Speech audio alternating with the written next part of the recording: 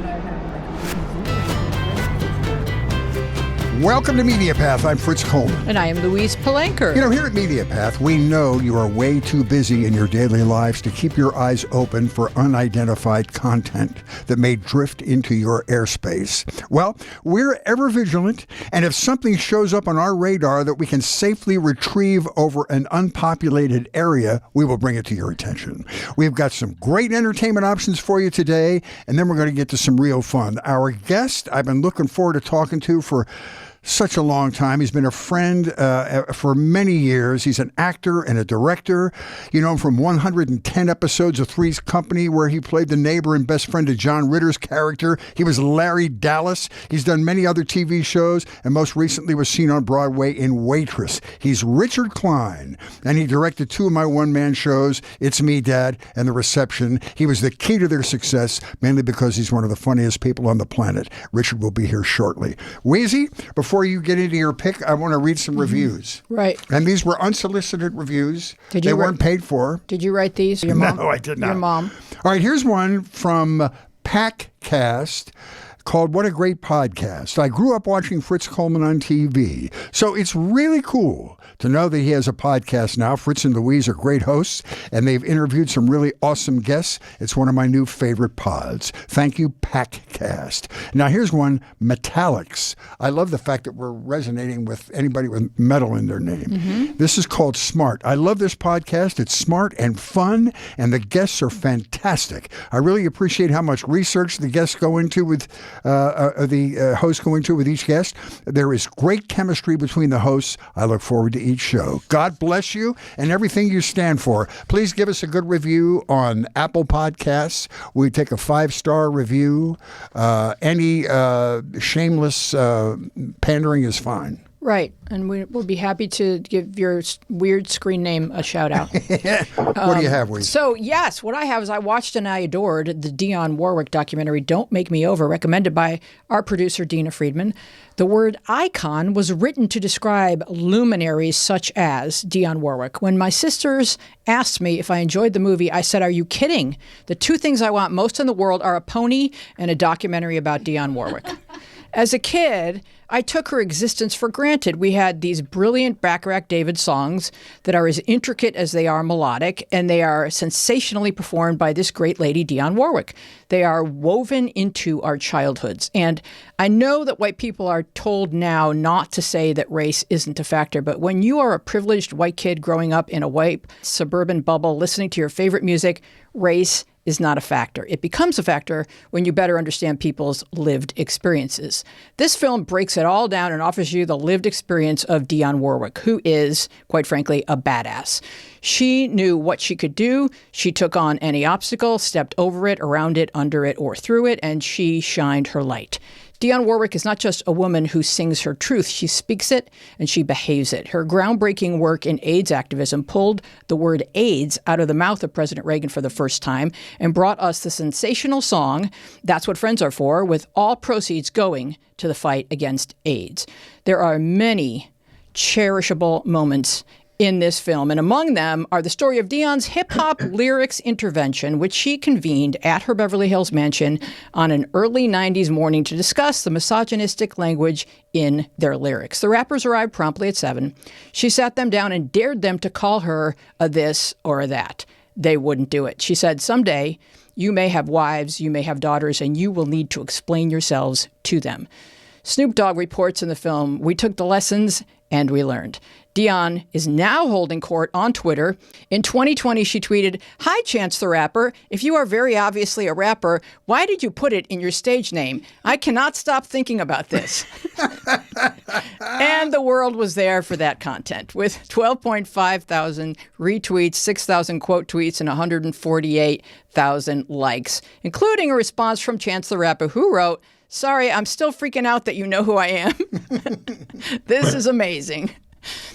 This piece is this documentary is studded with stars, including Burt Bacharach, Cissy Houston, Quincy Jones, Elton John, Berry Gordy, Smokey Robinson, Gladys Knight, Stevie Wonder, Barry Gibb, Snoop Dogg, and Bill Clinton, because why not? You will find Don't Make Me Over on HBO Max and on Amazon Prime.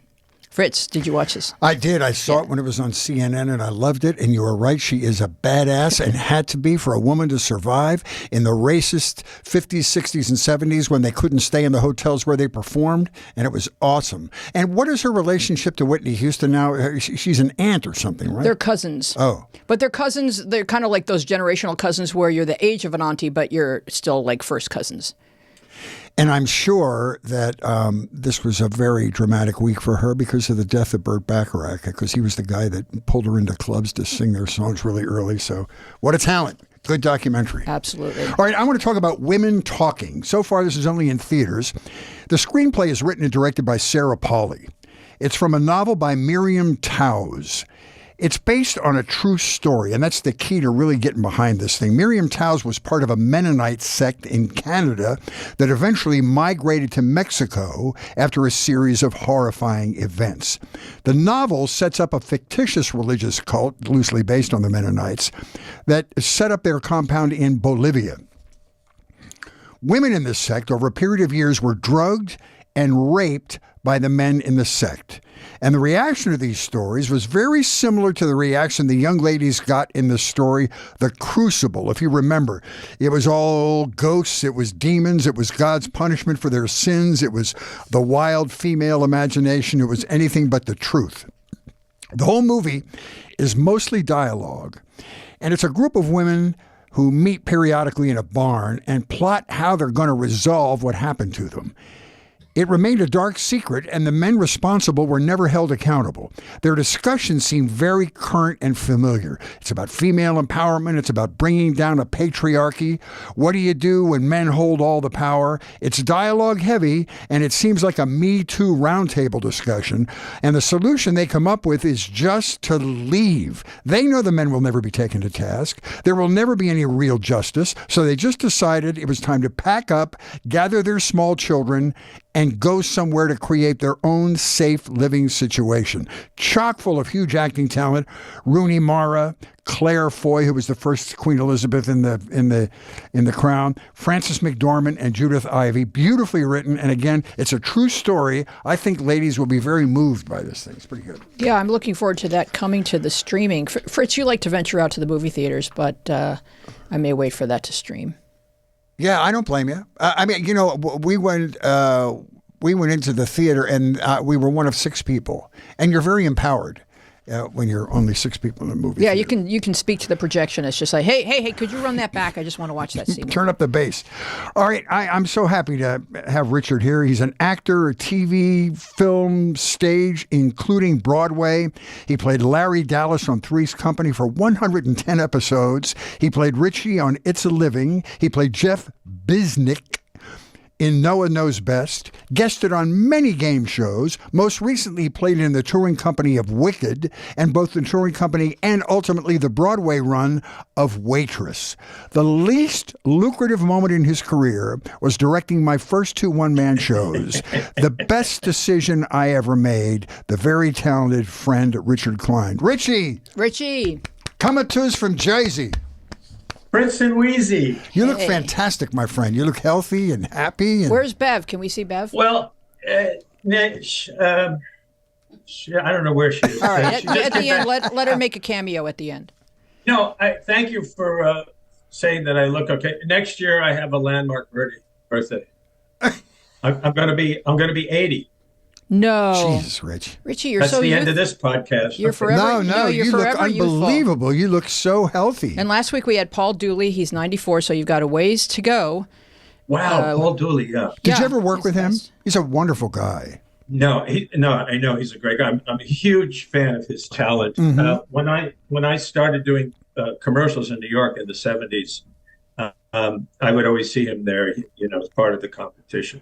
Yeah, they said he owned the commercial business in the 70s. Oh, I mean, totally. He has a record of how many he did. You go up to like Gray Advertising, one of these advertising companies, and there'd be Paul Dooley, Chevy Chase, Jeff Goldblum, and it was like wow, a coin toss. But wow. Yeah, I love his work. Well, Richie, I think about you all the time because they're doing all these TV reboots. They have Night Court now, which is doing well in the ratings. They had Will and Grace that I thought was even better written than the first one, which is hard to believe. What about a Three's Company reboot? Anybody talking about it? Well, people ask me that all the time. Unfortunately, there's been an attrition of the cast members. Oh, that matters. Yeah, it sort of does. There was just me and Joyce and Priscilla are the only people left. Yeah. Oh, I don't, unless you did some hologram stuff. I don't know how you would do that. Yeah. Well, I love the chemistry between you and John, and you and John were friends, and you're both hysterically funny. And I can imagine being on the set was a trip. It was a total joy.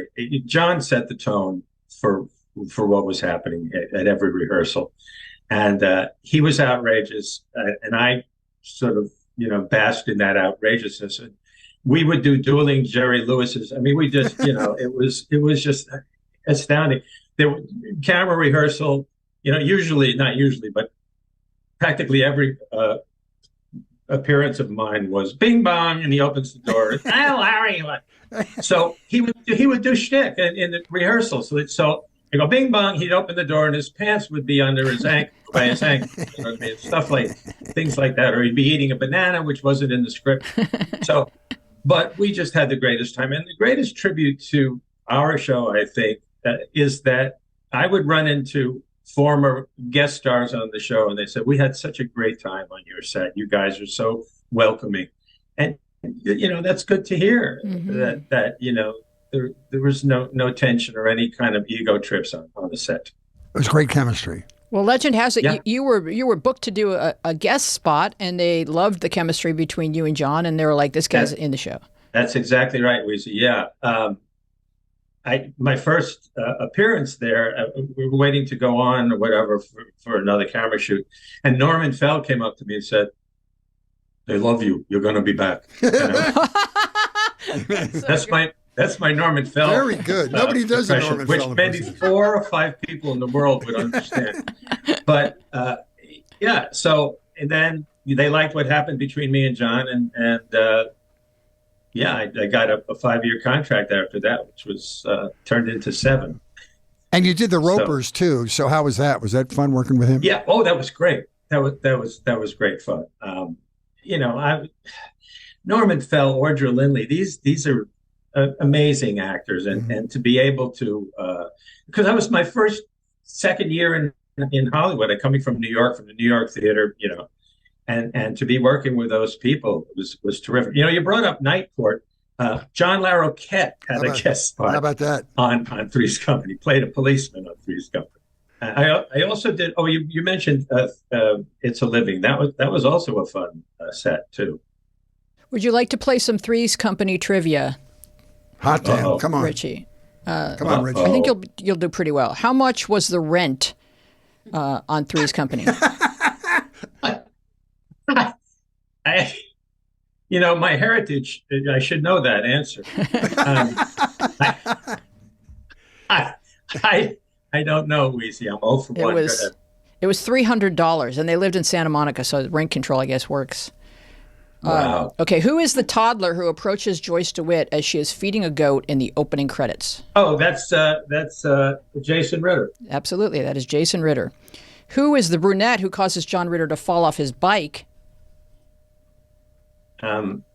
That's my ex-wife. Almost. It is. Thanks for bringing that. Thanks for. Oh, the brunette. Oh, I'm sorry. Brunette. Yeah. Yes. Sorry. No, hold on. I didn't mean to confuse you. It's Suzanne Summers in a wig. In the zoo in the 3rd year, when they're at the opening credits, they're at the zoo. Yeah. A brunette walks by, and John falls back into the fence, and that was my ex-wife, Sandra. Oh, wow. That's what I thought you were talking about. Okay. Yeah, I guess they could afford additional actors that year, because the first year it was Suzanne Summers. Yeah. Yeah. Haven't heard from her. Did you? Any of you guys get a phone call? Anyway, she's okay. What is Larry's original? Weezy, I'm going to answer your question. Okay, Richie, go. That was walking on the beach in the Santa Monica with the bicycle. I don't know. Who was it? Suzanne Summers in a wig. Yes, she was wearing a wig. That's right. I actually didn't know that. What is Larry's original last name? Daliopoulos. Right. You're doing pretty well. I think you've won the game. We can move on. Now, you want to hear the story of Dalliopolis? Yes, please. Okay. The executive secretary to Mickey Ross, who's one of the producers, her name was B. Dallas. She was Greek, and her name was shortened to Dallas from Dalliopolis. Wow. I'm sorry. Are you okay? I fell asleep during that story. No, that is a great story. See, the thing is, Richie, I don't know if we've ever discussed this, but I was a page on the show. So all these names sound familiar to me because I was around all you folks. And you never came up to me and introduced yourself?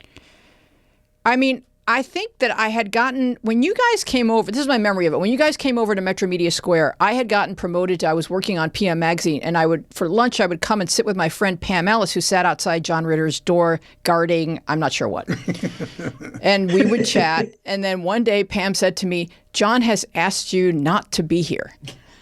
Which kind of breaks your heart when you're a 22-year-old page, but okay. He didn't want two girls talking. The walls were thin, and he was trying to take a nap or what have you. But I remembered you and Don Knotts and everybody. But when you're a page, you don't bother people.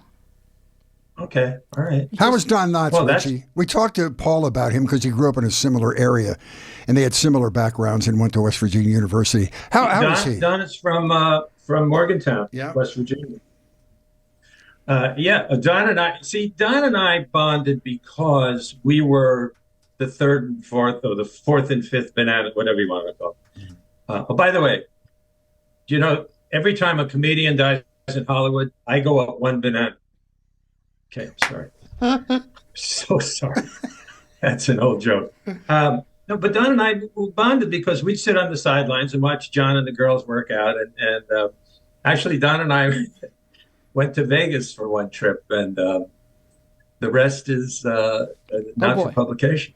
So he was after the ladies pretty hard, right? Oh my God. Yeah. Okay, so here I am, Larry Dallas, whatever, being this supposed lounge lizard on Three's Company, and Don and I go to Vegas, and the women were they were on Don like a wet blanket at an early funeral. I don't know what the expression is. But they were all over him, and I'm going, hello. They like Barney Fife, I guess. I don't know. We had his daughter Karen on, and she had wrote a great book about being his daughter. It was awesome. Oh, yeah? Yeah. Oh, cool. Now, this is controversial, Richie, but the ladies on the show have complained or mentioned that they don't feel that they were treated diplomatically or kindly. Were you aware of any of that while it was going on, or did they treat you differently, or did they treat everyone sort of? You're talking about the Joyce, Priscilla, and Suzanne, or you're talking about guest star women? Yeah, no, the cast. Priscilla, I guess, especially has used the word abusive. I hate to talk like hearsay or whatever, out of school, but she had a tough time. That's all I can tell you. Mm-hmm. She had a tough time. She got she'll tell you this. She got notes from Mickey Ross before we went up to the rehearsal room, and so she was very nervous because she had to replace Miss Blondie of the Year. Mm-hmm. Suzanne was on every cover, including Field and Stream. I don't know if you knew that. I have that framed. She was on Newsweek, Field and Stream. Oh, by the way, that movie that you reviewed, Women Talking, Fritz. I'm at 6s and 7s because it's either I want to see that or Fast and Furious 7. That's I can't make up my mind. Well, the dialogue is just as big Vin Diesel thing. Yeah, yeah. Mm-hmm. Hey, listen. So go ahead. Priscilla had a tough time. That's all I can tell you. She had a tough time because she, you talk about filling some big shoes. She was very nervous and was getting a whole bunch of notes, which made her even more nervous. So that's I think what you're talking about. Right. And it's probably outstanding that this happened before the internet, because then everybody would be weighing in on her as compared to Suzanne. Suzanne was Pam Anderson before Pam Anderson was Pam Anderson. She was like the sex bomb of pop culture back then. Did you guys have any sense that she was going to be this astonishing entrepreneur that would be in tax brackets well above yours, selling the Thigh Master and all these things? Oh, no. I mean, that's all. pretty much her husband, who was her manager, Alan Hamill. Mm-hmm. And he guided every single move of her career, mainly financially. And unfortunately, they called his bluff when he went in and said, "Well, she needs to get 250,000 an episode, because that's what Carol O'Connor on All in the Family was getting, and Alan Alda, whatever." And they just laughed at him and her, and that's the essence of that Oh, wow. horribly publicized breakup. But Suzanne is an entrepreneur, yeah. And the Thigh Master and 5 books on how I was a child of alcoholics or whatever thing, and Botox is My Friend, which was a sequel. She, God bless her, she lives out there in freaking Marina Del Rey, looking at the dolphins. She's got a great life. No, Mm-hmm. Yeah. Listen, you went to New York, and probably because theater was your start, but then TV work has picked up there. You do guest shots on Blue Bloods and the various New York shows. I have they've called me back 4 or 5 times on Blue Bloods as a judge. I'm a cranky judge on Blue Bloods. Perfect. And I was on the Americans. I played Martha's father. She was the wife of the spy, whatever. It's a good show. And and theater. That's my first love is theater, and I've had the opportunity. The last theater job I did was at the very prestigious Westport Playhouse in Connecticut this past summer, and that's my love. I think it's a great move to move back here. First of all, my family's here. Absolutely. So that's really important. So you started in theater. I think your Broadway debut was City of Angels in 1989, right? Something like that. Am I right? 1991. 1991. Well, you were doing the table reads in 1989. No, I don't know. But here's what I want to say. You're so funny and you're so entertaining in front of an audience. I'm sure that a Broadway experience is probably makes your blood course through your system better than doing the often tedious work of television work. Absolutely. Being on a Broadway stage, it's one of my lifetime goals, and I did it actually 3 times. I did a play. I understudied Nathan Lane on Broadway in a play written by David Mamet called November. Oh. And I went on, and I expected to be a mass exodus from the theater, because Nathan is a freaking icon, legend, whatever, Broadway legend. And actually, some people stayed. I think there were like 2 or 3 rows that actually stayed. And they enjoyed it, yeah.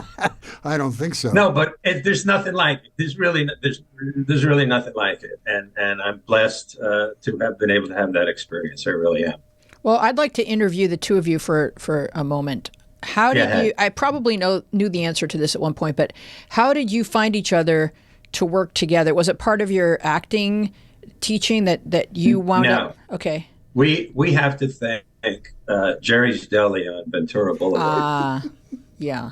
That's because true. I went there, and I don't know if Fritz approached me, or I probably went to Fritz and said, "Is there a Coastal Eddy happening? Because I need to play some golf." You came up to me and handed me your check and walked out. That's what the thing was. But I don't know, we got to talking, and Fritz said, "Well, I'm doing this play at the Actors Forum Theater in North Hollywood. Why don't you come and see it?" So I saw it, and I was horrified. I saw it, and I said, the next time after the show, I said, because you didn't have a director, right, Fritz? Right, exactly. Yeah, exactly. I sorely needed one. I didn't mean to wake you up. No. But so then we started talking. I said, let me give it a shot, and we staged it and came to life beautifully. And hilarious piece. It's me, Dad. You came up to me, and what sold me on having you as a director, I thought being, the narcissistic stand-up, that I didn't need direction about anything. But what Richard taught me was that when you do a theater piece, they expect theater conventions. They expect you to walk around. They expect you to have furniture. They expect you to interact. And he taught me so much. But when you came up to me, I think you had seen the play before that, and you came up to me at Jerry's Deli and said, might I suggest a couple of things? And every single thing he said to me was spot on. And then we arranged it, and I learned so much from you, and it was very easy for me to trust you because you're one of the funniest people I know, and I trusted your comedic instincts, and it was an amazing experience, Rich. You know that. It was a great experience. Yeah. So he didn't say And things so was like, the I reception. think we should use the understudy. That's right. No. And then the reception. Maybe you started thinking more ambitiously because you had Richie, because the reception is much more of a high concept piece. But so go ahead and describe that. Well, the reception was a story. That was the show I did after It's Me, Dad. I did It's Me, Dad. We did it at the Actors Forum where Richie picked it up, and then we moved it to the Victory Theater on Victory Boulevard in L.A. And then Public Television bought it, and they did their own production of it. And they aired it on Father's Day, every Father's Day for 7 years in a row. And while that was happening, I was writing this other one called The Reception, which was me narrating my way through an imaginary wedding reception. I had 500 high-definition photographs that would change in back of me, and we hired actors to play these parts. It was a movie, but was still photographs, if that makes sense.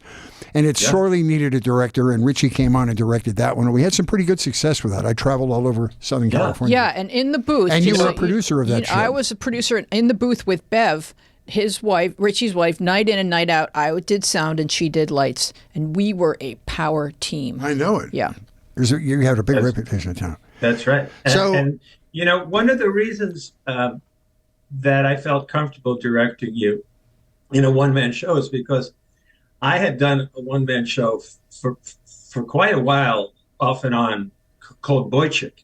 Yes. And written by Richard Krevlin. I didn't write it. A writer named Richard Krevlin.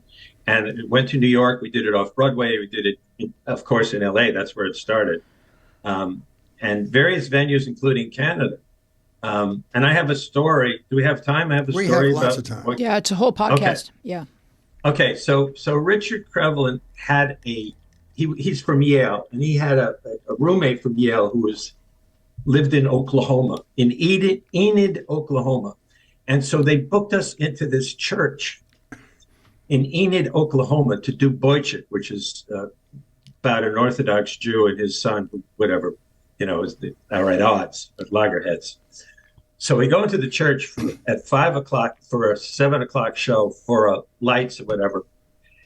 And behind the pulpit is the largest carved crucifix that you have ever seen. Okay. It's just made out of maple or oak or whatever. It's just the most gorgeous thing in the world.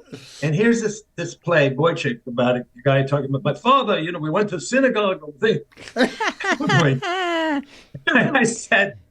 I said to the pastor or whatever, the alderman, whatever you call him, I said, can we put some sort of curtain there, because this is really kind of can we put like a bima and a Torah, kind of Jewish thing. And all the Oklahomans are yelling, "You killed that man!" Hold on a sec. Here we go. Uh-oh. He says, "That's okay. We can take it down." 3 workmen appear and start lugging prone Jesus out into the rec room. And I said, I'm going to be lynched. I don't have a prayer. Pardon the pun. Oh, my God. It was the most amazing visual you have ever seen. It's just this. I swear to God, the thing was 8 feet and must have weighed like 400 pounds. And it's okay. How did Boychik play in Oklahoma? They loved it. We had a Q&A after. They loved it. One person raised their hand and said, "What does Meshuggah mean?" It was fabulous. It's a good question. It was just fabulous. It's a crazy question. And I answered, it's a pastry. I want to talk about being on the road. That's a small example of it. But you were on the road with Wicked for how long? 13 months. So how does that work? You do a week in a city, 2 weeks in a city, and you move on? And No, Wicked was so popular that we had like sometimes, I think in Denver, we had a 6-week sit down. Wow. But usually it was 2 to 3 weeks. And, they put you up in a hotel or whatever, or you can get your own housing. I preferred a hotel. I didn't want to do an Airbnb at the time, whatever. Yeah, and, they provide everything. Your airline tickets and whatever. So what are your days like when you're on the road?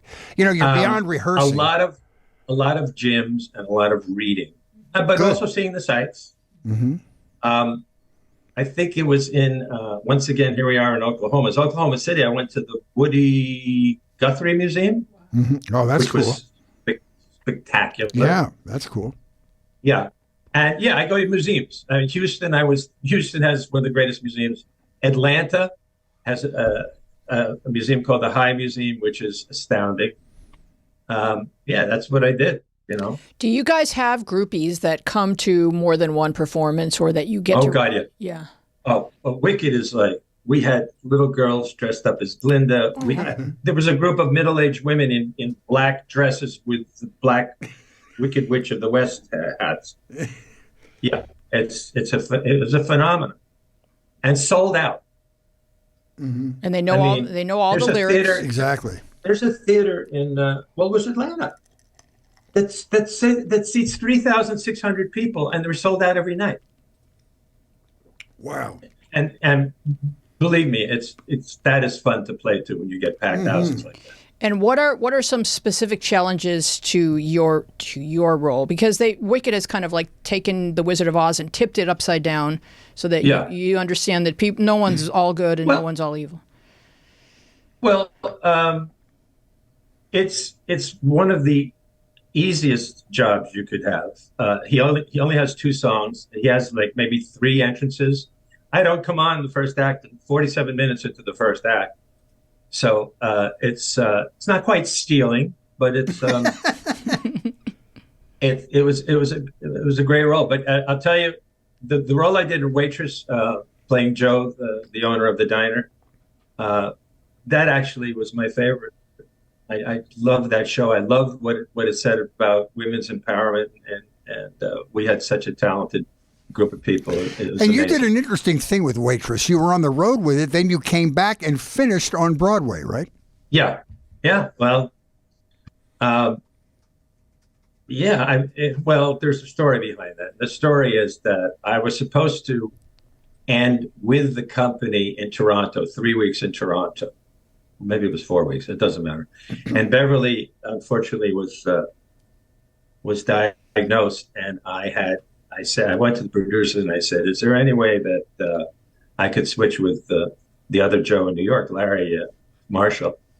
And they came back to me and said, "Yeah." So I was with Beverly for her surgery, and then I was on Broadway for a month and a half. So that's how that happened. Wow. That was a great story. I love that story. I love the movie. I didn't see the play. You know the story of Adrian. Yes, what a horrible story. Tell that story because it just makes the whole thing more powerful. Terrible story. It's like the Jonathan Larson syndrome with Rent. She never got to see the movie. Or the play. What happened? Well, she was murdered. By construction workers or something in her house. That's right. Tell the story. That's right. I don't know. I don't know this. It's a terrible story. But she wrote the play, and she was the lead character or something, right? Wasn't she? Yeah, she was supposed to be. Yeah. And then she was just the play. Tell me if I'm wrong about this analysis here. She was just the play was going to be produced, and she's in her apartment in New York and had contractors working on her house, and 2 of the contractors killed her for some reason. And I don't know if it was ever solved, but it was just horrible. And she never got to see the success of either the play or the or the movie. Yeah. Oh. Yeah. Crazy. So Go ahead, sweetie. It's the music of Sarah Bareilles, and how much singing and dancing do you get to do? Well, I have one big number. Sarah came to one of the shows that we met backstage, and that was a big thrill for me because she's a mega talent. Yeah. And but it's basically one song, a few scenes. A little bit of comedy. Well, I don't know why they hired me. Yeah, no, I think that's right up your alley. You got to work with one of my favorite people, at least as an actor. I don't know how he would be as a director, but David Hyde Pierce. You worked with him, and It Should Have Been You. Talk about that experience. Yeah. There's another thrill. I mean, I used to love watching Frasier and David. Yeah. It's a little tiny bit of trivia. I directed, the first thing I directed in Los Angeles was called Present Laughter, Noel Coward play. And I went to one of my friends who's a big casting director in LA, and I said, I need this guy to play whatever role in the play. And she sent me David Hyde Pierce. And he was at a table reading at my house in LA. And I don't know, maybe whatever, a week later, 2 days later, whatever, he had to drop out because he got Frasier. Oh, my gosh. Oh. Yeah. Yeah. Did you have a sense at that time that he had enormous talent? And oh, yeah, I had seen him in a play at the Doolittle on Vine. So I had seen his work live on stage. Yeah, no, he's tremendous talent. Mm-hmm. And as a director, he was fantastic too. I mean, he had a comic sensibility. It Should Have Been You was basically a sitcom set to music with me and Tyne Daly and a few other wonderful people, Harriet Harris. So I mean, he knew his stuff. It was a great experience. You want to work with somebody who knows how to, deliver a line. that was why I loved working with you in both of my plays, because thank you. Nobody knows better than you do. Well, since Thank you you. are a director and an acting teacher, an acting coach, how does it feel to be directed if you maybe don't agree with the choices that they're suggesting? That's a very good question. I tend to take off the directing clothes and follow whatever they're going to give me. If there's something that's, my instincts say that can I try something else? That's what I'll do. But I don't find myself directing. And quite frankly, I'm kind of embarrassed sometimes when you're in a stage production, and another actor saying, "Well, why don't I do?" Let the director have the first shot, and then you give them your suggestion. Mm-hmm. So I'm not that guy. I'm the guy who says, "Yeah, whatever you want, I'll give it a shot." Wow. There was a great documentary about Broadway during the pandemic called Broadway Rising. Did you see it? No. Oh, I got to write it down. It's on Netflix. It's called Broadway Rising, and it's really interesting because it talks about how the shutdown on Broadway affected the peripheral businesses like caterers and dry cleaners and florists. Yes. And it was very touching stories. And what actors did to make money. One guy went to work for a florist, and he was so happy doing that job, he never went back to Broadway. You got to watch it. It will resonate with you even more than me. I'm definitely going to watch it. Towards the end of 2020, so like around late October, November, I went back and to New York. I live in Jersey, but I went to New York to teach my studio, and it was a ghost town. It was just parking everywhere. You could get into the city in 22 minutes, which usually takes 42 minutes. It was very eerie. So are you back to teaching? Regularly? I teach regularly on Wednesday night. I have a nice smallish group. I don't want more than like 12 or 13 people. Mm-hmm. And I love it. It keeps me sharp. Do you have your own storefront, your own theater? I beg pardon? Do you have your own storefront, your own theater, your own place, your own studio? Well, no. I rent from a place called Altered Stages, and it's this massive room with a black velvet curtain in the back, and parquet floors, and exposed brick on the walls. It looks totally like a New York acting studio. You ever see the Comiskey method? It's great. It's the only thing on the floor. There's no other nonsense going on around it. So, do you watch the Comiskey method? Oh, I love it. I know. I thought of that. That's my life. The only reason I didn't do that is because people, wanted to hire Michael Douglas. How about Barry? Do you watch that? I did not have watched Barry. Oh, okay. I think you would. I saw Henry Winkler and I share the same acting mentor. Okay. Mine was at Queens College. His was at Yale. The guy's name is Tom Haas. Ah. And I visited Tom Haas after I got out of the Army. I visited Tom Haas. Tom was teaching at Yale. And Tom had directed The Inspector General. And Henry was one of the stars of The Inspector General. I said, Tom, that guy, he's amazing. He said, oh, you haven't seen anything yet. Next thing I know, he's the Fonz. That's anything. Yeah. You were a lieutenant in the Army and you went to Vietnam. Yes. Talk about that experience, whatever you can reveal. I don't want you to have a flashback or anything, but tell me what your experience was like. No, I don't want to have a flashback. And I did go AWOL, so I don't. No, I was very fortunate. I was not in combat. I've written about it, so there's no big secret. People say, did you kill anybody? I go, no, actually, I booked bands. I booked rock bands. I provided R&R for the troops. I was a special service officer for a division of 30,000 men. And I had a staff of about 12. And that's what I did. So by that time that you were drafted or that you went into the armed services, you knew you were a performer.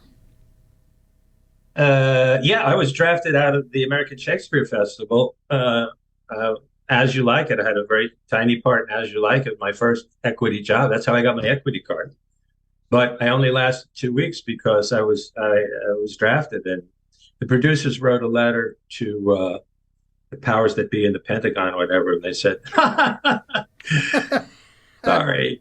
They were taking people. They were taking people with freaking plates in their head. I know. It's like artificial knees, whatever. And I had all this. Look, I'm a New York actor, whatever, graduate student. I'm not totally stupid as far as gaming the system, but I had people tell me, "Well, shoot off your toe." Yeah. Shoot off your toe? No. I said I will never be able to do ballet, so I didn't do that. I talked to my dad. I said, I could go to Canada, I could go to Sweden. And he said, yeah, well, you'll never be able to be an actor because you'll be a felon. So I went in. Wow. Well, thank you for your service. And when you go in, you tell them, these are my strengths, these are my talents, I'm good at this. No, I was supposed to be a medic. Okay. I don't know how I escaped. And the lifespan for a medic is like 4 days in Vietnam. 4.5. Yeah.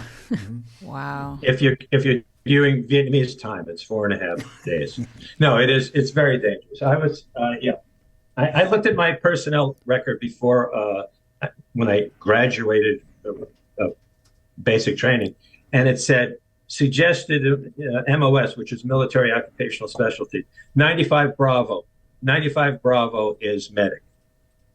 So I raised my hand and say, can I go to OCS, which is Officer Candidate School, knowing that it would put another year on my tenure. Okay. Instead of 2 years, it's 3 years. Okay. So, I went off to OCS and was a lieutenant.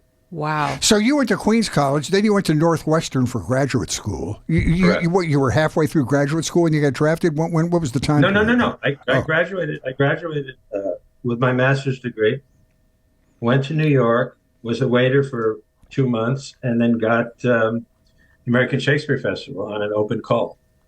Wow. Now, did you have a draft number? Was it one of the years where they had... No, just before the lottery. Okay. Mm-hmm. Okay. So when you came back from Vietnam, what was that adjustment like? What did it feel? I kept my mouth shut. You didn't talk about it. So people didn't want to know. No one was sympathetic. It was a terrible time. I mean, I was on the side of the anti-war people. Mm-hmm. And what thrilled me was the Vietnam vets, organizing in the streets against the war. I went, oh wow, so I'm not alone. But No, I didn't talk, especially in the theater. I didn't want anybody to know that I was in the Army. Really? So you just kind of picked up where you left off with your relationships, made some calls, got an agent. Like, how did you? Yeah, well, okay, so I did a show. I got out of the Army in 71. But yeah, I got out of the Army in 71. In the fall of 71, I got into Lincoln Center Repertory Company. And the first show I did was Twelfth Night with Blythe Danner, Wow. of course, is Gwyneth Paltrow's mommy. I think she actually was early pregnant with Gwyneth at the time. Anyway, her husband, Bruce Paltrow, who was a producer of St. Elsewhere and some other things, he said, I'll introduce you to Blythe's agent. So I went in and I auditioned with some monologue, whatever, and they became my agent. They were like one of the most powerful agents in New York City. Oh, wow. So that's how that happened. Yeah. And then I never stopped working. I never stopped doing commercials in New York as well. I did like 75 commercials in New York, not all national. There was a couple where it was like, Arthur Treacher's Fish and Chips. So what do you learn? But I never had another job. I never had another support job since. Right. then. You made a living as an actor. So what does an actor learn doing commercials that you wouldn't learn if you didn't go through that process? Doing a commercial? I'm sorry. I mean, it's, you're kind of trying to please the sponsor, and sometimes the material isn't great, so what do you learn to bring to something? It's a whole different skill.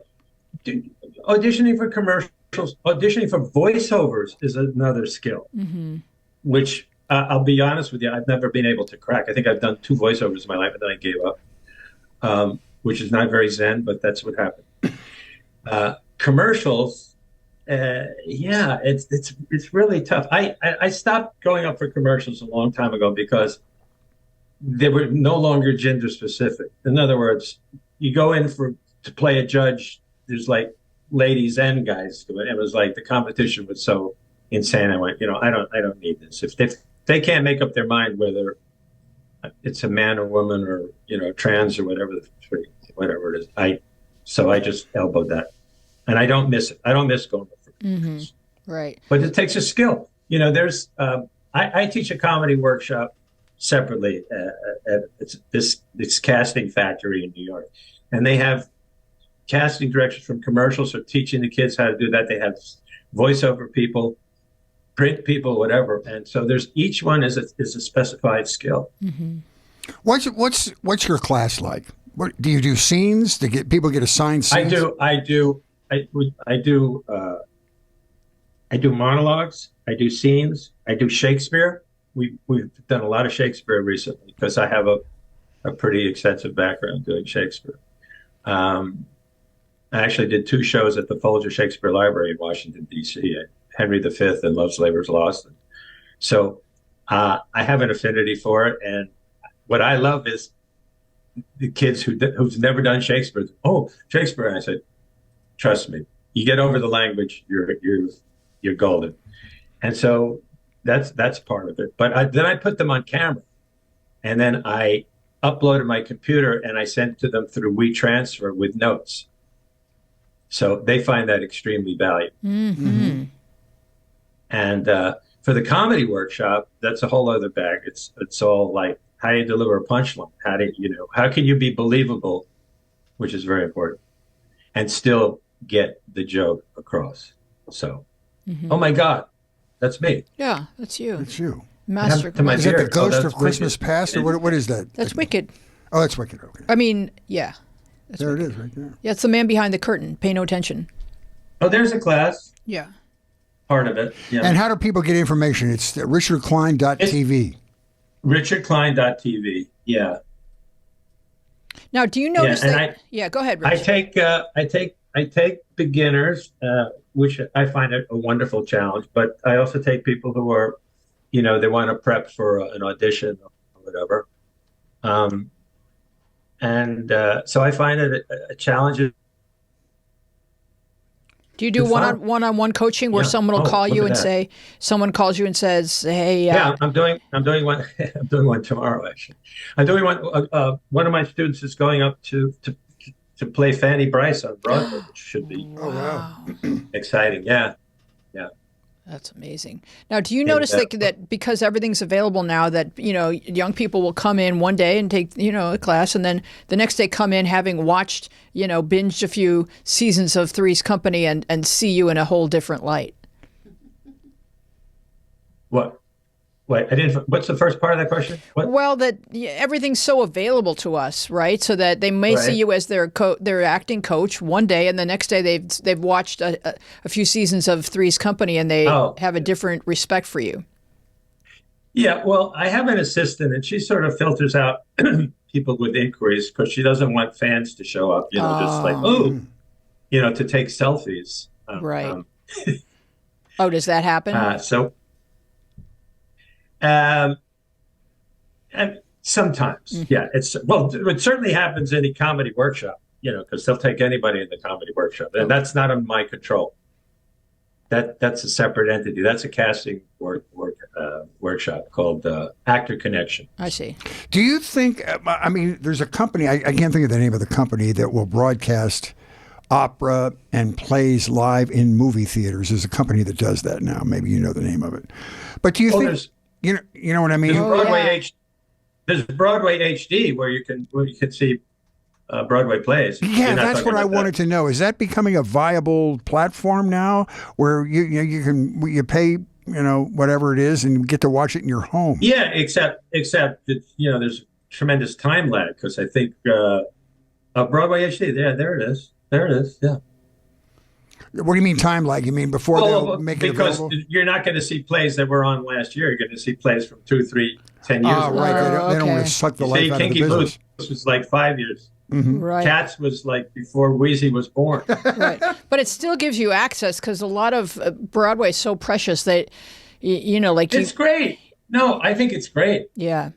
And, you can, like with Hamilton, for example, you can read everything and listen to everything, but you just don't know what's going on the stage. And there's bootlegs going around, but you don't want to take part in that. So, Exactly. there's this kind of urgency to get yourself to the theater, but not everybody can do that. So I think this is great that if you just wait 3 years, you get to see it. Sometimes I'll just go to Wikipedia to figure out what the plot is, to something that I've heard a lot about, but I don't know what goes on. What's the story?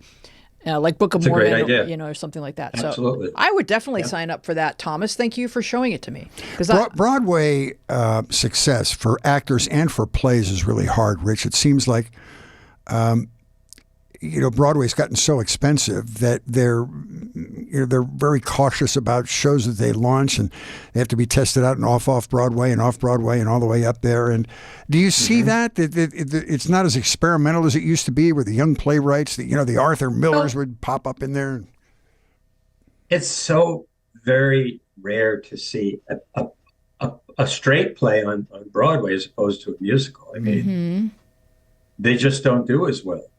And, I don't have to tell you what the trend has been with regard to musicals. The Neil Diamond show and the Michael Jackson show. And Jukebox shows, yep. Yeah. Jukebox musicals. That's a generic term for it. Yeah. And by the way, I saw MJ, the Michael Jackson. It was fantastic. I mean, if you're into nostalgia, there's nothing better. To me, the gold standard was Jersey Boys. Oh, yeah. The best. Because they had such a great backstory. There was a great plot in that. It has the mob. Yeah. Singing, dancing, and the mob. That means you can get your husband to come to the show with you. It's got everything. Yeah, no, that's great. I Carole King too, beautiful. I've seen it twice, so I'm a big fan. And I like the Gloria Estefan. Of course, nothing beats Mamma Mia, like Forever and Always for me. That's another one. I mean, I love Mamma Mia. I was jumping up and down at the curtain call. It's fantastic. Yeah. Did you see the Neil Diamond one? Not yet. I'd like to see. I just saw them sing "Happy Birthday" to him on Twitter. I don't know if I'm going to. I actually met Neil a few times, had dinner with him, or whatever. And, wow. It's kind of sad. He's suffering from Parkinson's. Yeah. It's kind of. No, I get it. He's great. So, who do you like for Oscar picks this year? Anything you really loved this year that you saw? Good question. You haven't seen anything. I haven't still watched On the Waterfront. It's supposed to be good. I got to be honest with you. I'm way behind. I got a whole bunch of screeners. Trying to put this house together we bought up in Canada, so I'm making excuses now, and it's horrible because last time I checked, I am still in the industry, and I haven't, what did I see? I haven't seen anything yet. I'm sorry. So what should I see? You tell me. You guys are doing reviews. No, Richie, I have a question. Does that mean, are you saying to us that you guys vote even when you haven't watched everything? I don't vote it. I'm not an Academy voter. Oh, okay. I'm always curious as to whether or not the Academy voters do all their homework or just vote for the one thing that they saw. You're a classically trained musician. You have to see Taz. I mean, what's it called? Tar. I'm sorry, T-A-R, right. Taz is another one. That was crazy, Fritz. I just saw it. It's crazy. What's it called? T-A-R? Tar, T-A-R, but there's some kind of something over the A. Yeah, it's don't look forward for the plot. At the end of that movie, I went, what?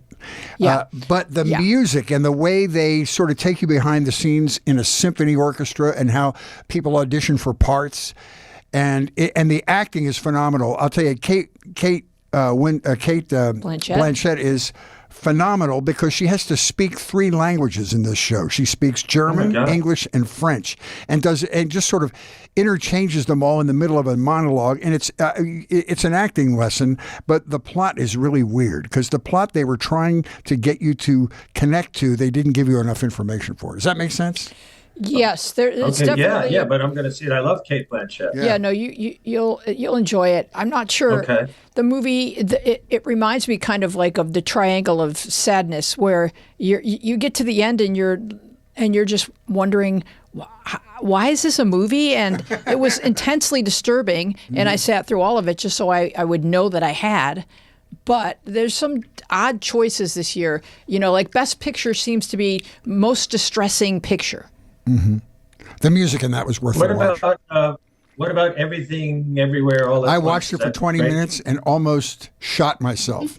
That's as far as you could get? I couldn't figure out what it was. I don't get those fourth dimension movies, like the Christopher Nolan movies, where you have to, like you're thinking, and it's like 3-dimensional chess. I can't do that. I just can't do it. And that's what that movie was to me. So some people loved it. I didn't love it. I haven't attempted it yet, but I may. What about Avatar? Avatar's up for Best Picture, right? Avatar, I don't know. To me, the mystery of the year is the Banshees of Inisherin. Oh, yes. Wow. Yes. Now that's Great another acting. disturbing movie. See, that's this year's theme. That was some Class A acting in there, though, wasn't it? Is it a metaphor? What is it? I don't know what it is. I was disturbed. I read a review, and Martin McDonagh said that it was a metaphor for the Troubles in Northern Ireland. It was those two fighting. Okay.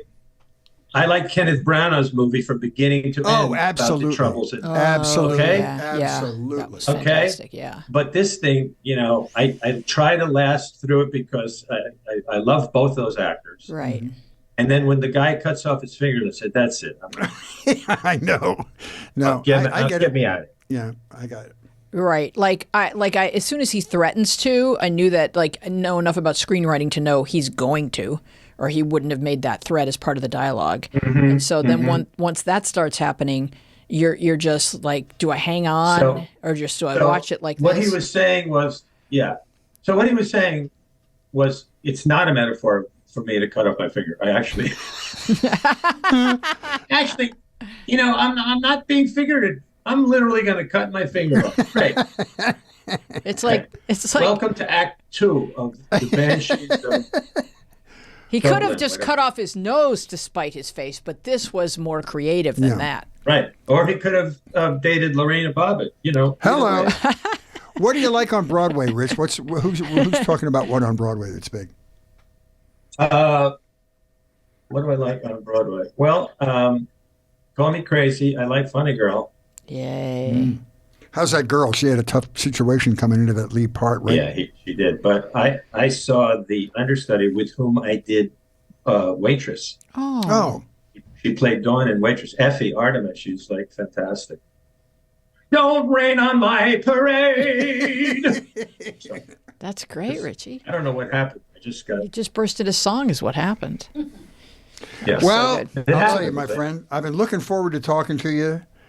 You're a very important person in my life, and I say again publicly, thank you for everything you helped me with.